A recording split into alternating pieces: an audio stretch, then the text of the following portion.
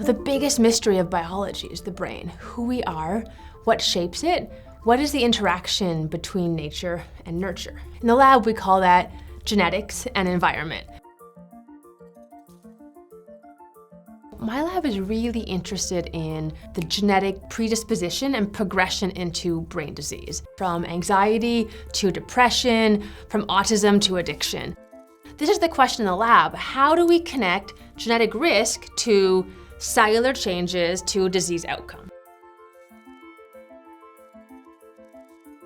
And we do that with our stem cell models. So we can make stem cells from people with autism or Alzheimer's, with schizophrenia or Parkinson's, and turn those stem cells into all of the major cell types of the brain.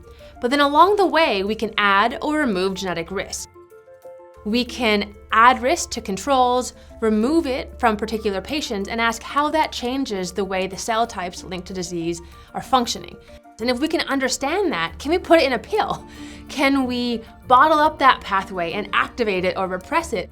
How do we help ensure that all of us can have our best phenotypic or clinical outcome independent of the risk that we were born with?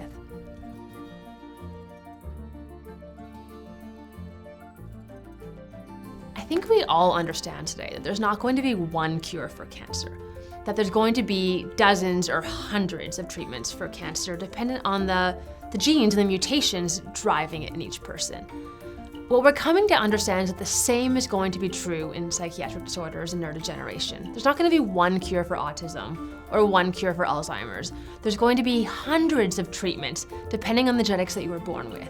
And so I'm really interested in understanding the complex genetics of psychiatric disorders and neurodegenerative diseases towards understanding how many slices there are to each of these conditions, and to begin to find targeted interventions to help one patient at a time.